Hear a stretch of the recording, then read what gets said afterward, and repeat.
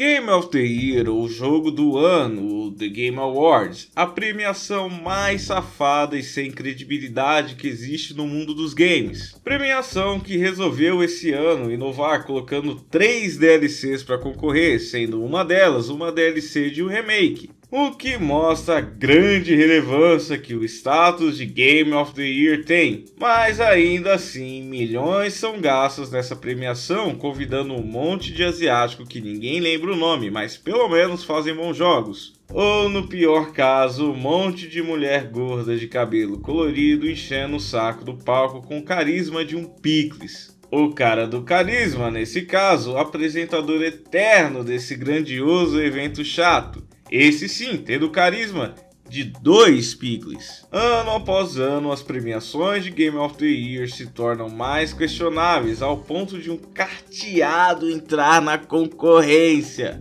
Ou seja, se essa premiação fosse justa, deveria colocar prêmio retroativo e assim incluir o truco como o melhor jogo da história. Porém, existem bem mais coisas a serem ditas do Game of the Year. A premiação, idealizada por Geoff Keighley, um renomado canadense jornalista especializado em games. Sim, meu caro robô intergaláctico, você vê algo de um canadense.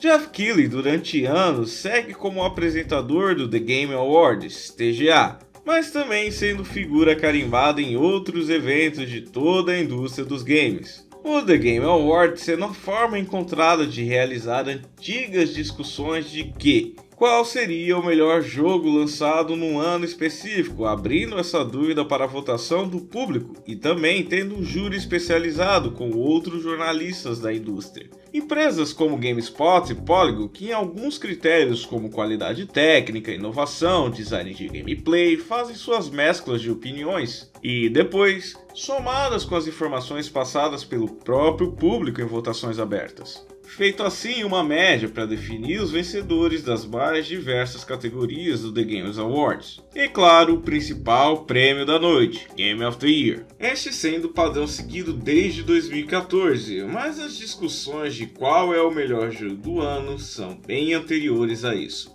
Bem antes que 3 DLCs fossem possíveis vencedores do Game of the Year, concorrendo com um jogo chinês de um macaco que passa 90% do tempo gemendo e um carteado do capeta que não é Yu-Gi-Oh!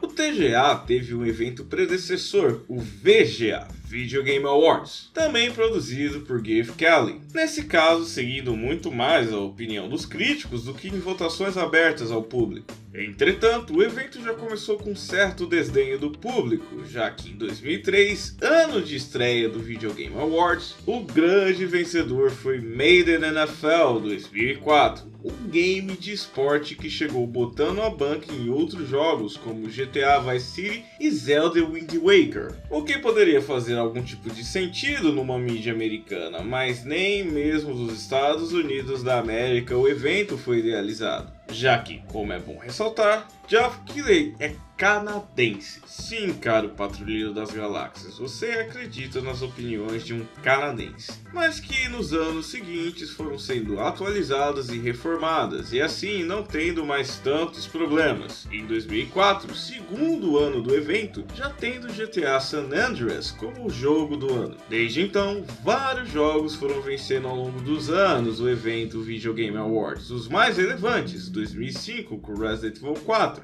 2009 com Uncharted 2 Among Thieves, 2010 com Red Dead Redemption, 2011 com Elder Scrolls Skyrim e 2013 sendo o último ano do evento Video Game Awards, tendo como principais concorrentes The Last of Us e GTA V, levando GTA V por motivos de quase todo ano que GTA é lançado, GTA vence Game of the Year. Algo importante que todos esses jogos ganharam com um sufoco imenso, tendo outros games gigantescos concorrendo, sendo qualquer um que ganhasse uma boa escolha, agradando e desagradando parte dos fanhoiolas. 2010 e 2011, por exemplo, no ano da virada da década, Red Dead Redemption leva.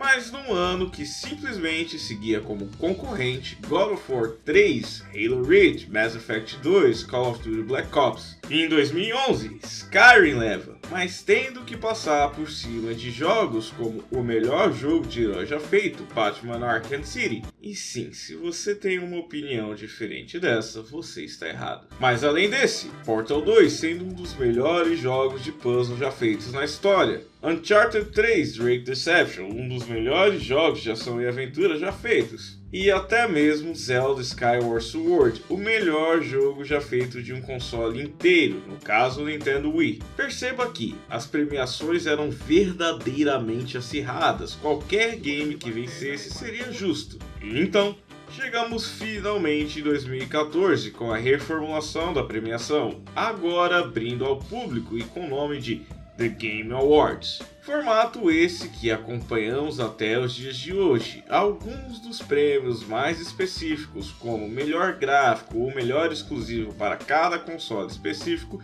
foram cortados para deixar a premiação supostamente mais concorrida. E então, podemos avançar, mas não antes de você, seu bizonho, deixar o like no vídeo. Eu sei que você está gostando, então custa muito deixar o like? Creio que não. Agradeço atentamente pela ajuda, caro viajante interplanetário.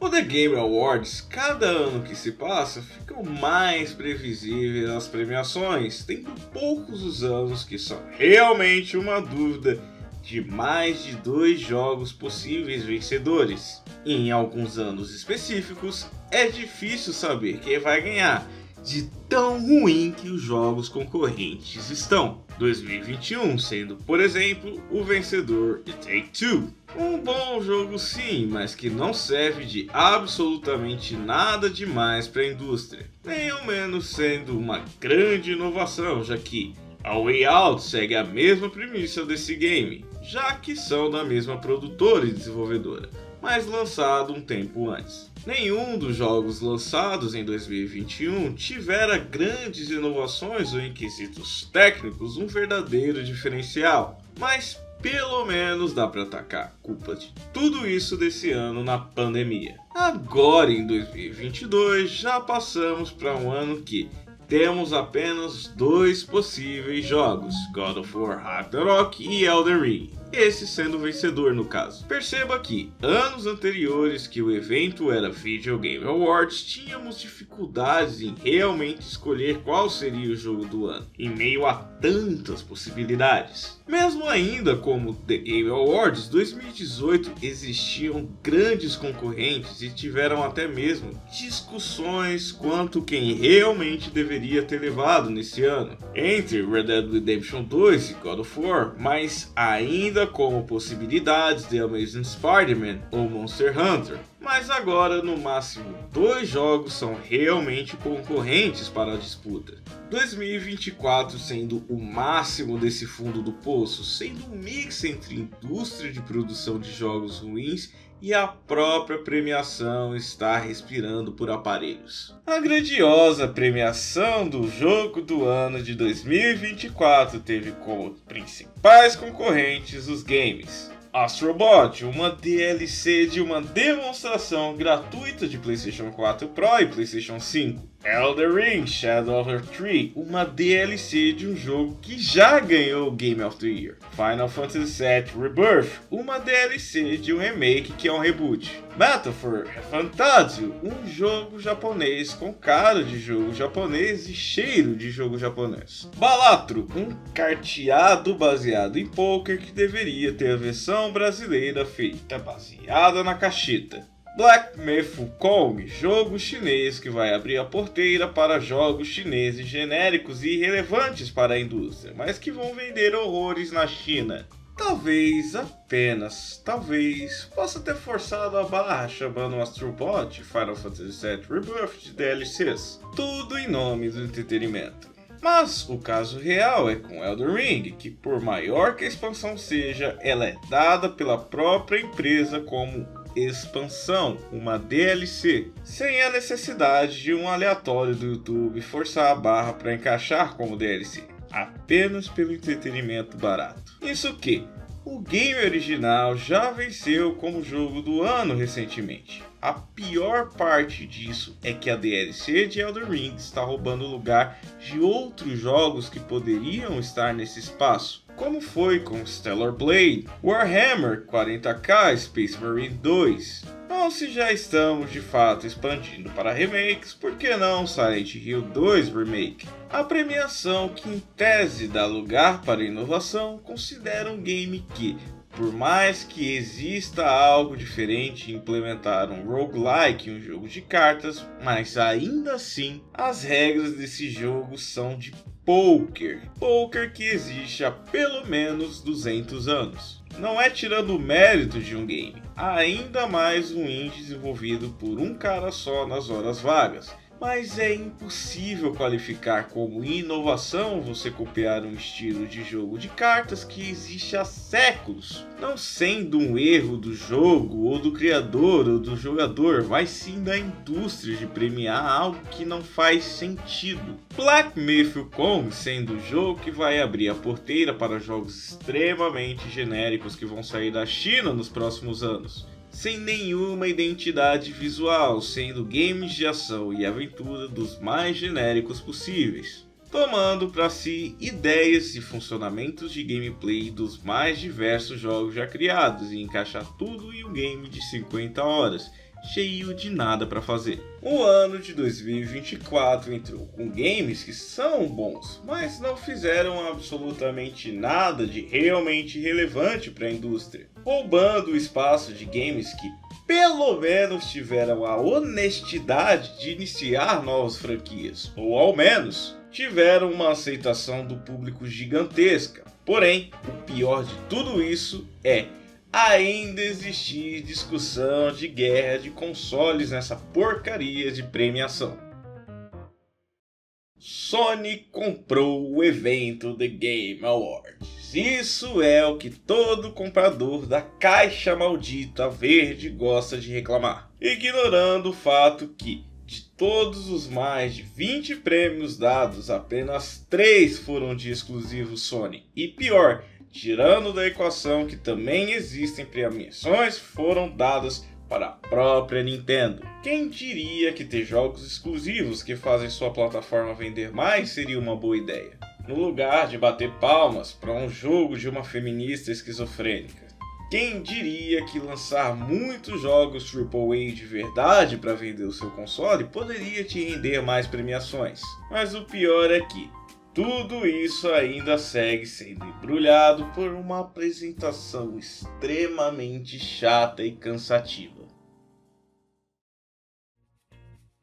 Não dá para não comparar o The Game Awards com o Oscar. O Oscar sendo a referência para qualquer tipo de premiação de produtos audiovisual, videogame como sendo um subproduto audiovisual, naturalmente vai ter comparações diretas com filmes. Mas o ponto é, o Oscar, por pior que ele esteja se tornando, existe um mínimo de preparo das atrações, sempre tendo mudanças de apresentador, normalmente humoristas ou pelo menos pessoas comprometidas em deixar a apresentação mais leve.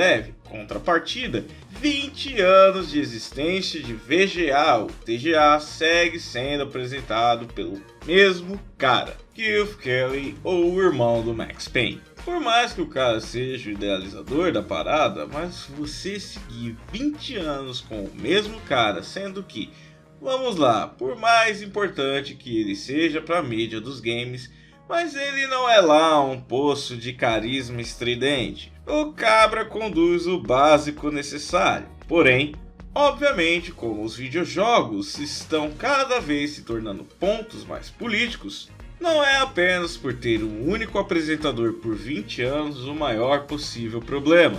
Mas a coisa fica muito mais estranha por aparecer pessoas no mínimo com designs questionáveis e pouca inspiração falando coisas genéricas de como a indústria está evoluindo por estar cada dia com mais representatividade.